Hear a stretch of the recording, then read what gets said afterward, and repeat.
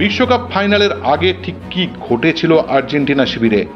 রহস্য, প্রশ্ন আর জল্পনার শেষ নেই।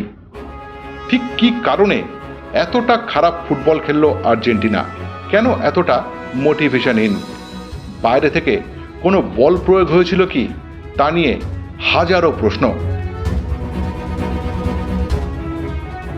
ফকল্যান্ড যুদ্ধ নিয়ে সেমিফাইনালে ইংল্যান্ডের বিরুদ্ধে জেতার পর একটি ব্যানার ওড়ায় আর্জেন্টাইন ফুটবলাররা। আর ঠিক সে কারণেই রাজনীতির শিকার হলেন কি বিশ্ব ফুটবলে 2022-এর বিশ্ব চ্যাম্পিয়নরা? আমেরিকার রোষানলে পড়লেন। কারণ কি? এমন অনেকগুলো প্রশ্ন উঠে আসছে সোশ্যাল মিডিয়ায়। বিশ্বকাপ ফাইনালে স্পেনের কাছে আর্জেন্টিনার হারের পর আর্জেন্টিনার সমর্থকদের মধ্যে অনেক কিছু প্রশ্ন উঠে আসছে। বেশ কিছু প্রশ্নের যুক্তিও বেশ অকাট্যই, যদিও এখনো পর্যন্ত এর বাস্তবসম্মত প্রমাণ না এলেও প্রশ্নগুলো কিন্তু ফেলে দেওয়া যাচ্ছে না। অনেক জল্পনা, অনেক সন্দেহ, সংশয় রয়েছে নেটিজেনদের মধ্যে। বিশ্বকাপ ফাইনালে স্পেনের কাছে আর্জেন্টিনা হারের পর যে বক্তব্যগুলো সামনে আসছে সেগুলো কিন্তু বেশ জোরালোই। প্রথমত, বিশ্বকাপ ফাইনাল খেলতে এসে বাস থেকে নেমে মাঠে ঢোকার সময় কোচ স্কালোনিকে চোখ মুছতে দেখা গেছে। কেন তিনি বা চোখ মুছবেন? আগে থেকে কি ম্যাচের ভাগ্য দেখতে পেয়েছিলেন তিনি? কোনো চাপ? ওয়ার্ম আপের সময় মেসির সব শটই লক্ষ্যভ্রষ্ট হচ্ছিল। মাঠে উপস্থিত দর্শকরা রীতিমতো হতবাক হয়ে যাচ্ছিলেন।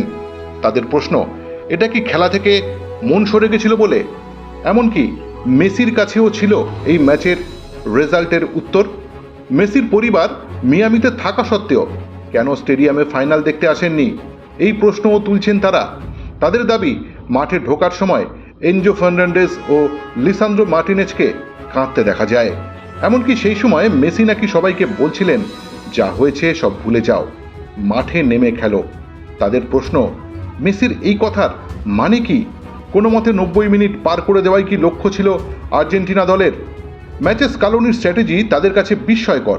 কেন আর্জেন্টিনার মাঝমাঠকে স্পেনের হাতে তুলে দেওয়া হলো? কোনো রকম প্রতিরোধ ছাড়া কেন ম্যাচ ছেড়ে দেওয়া হলো? কেন মেসি ও আলভারেজ বিচ্ছিন্ন হয়ে পড়লেন? সেই প্রশ্নও ঘুরছে সোশ্যাল মিডিয়ায়। 90 মিনিটে আর্জেন্টিনা গোল লক্ষ্য করে একটাও শট নিতে পারেনি, এটাও বিস্ময়ের। রোমেরো ও লিসান্দ্রো মার্টিনেজ কেন চোটের কারণ দেখিয়ে মাঠ থেকে উঠে যেতে চাইছিলেন? প্রশ্নটা কিন্তু রয়ে গেছে। স্পেনের সেলিব্রেশন অনেক সংযত ছিল। যখন স্পেন বিশ্বকাপ হাতে তুলল তখন আর্জেন্টিনা দল সেদিকে পেছন করে দাঁড়িয়েছিল। সব কিছুর পরেও তারা স্পেনের এই জয় মেনে নিতে পারেনি। প্রথা অনুযায়ী বিজয়ী দলকে স্ট্যান্ডিং ওভেশন দেয় পরাজিত দল।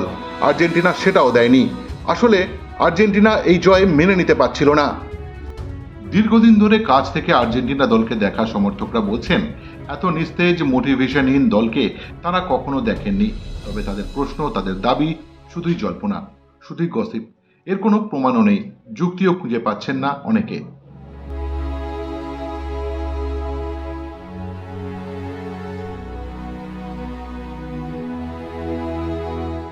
extra time.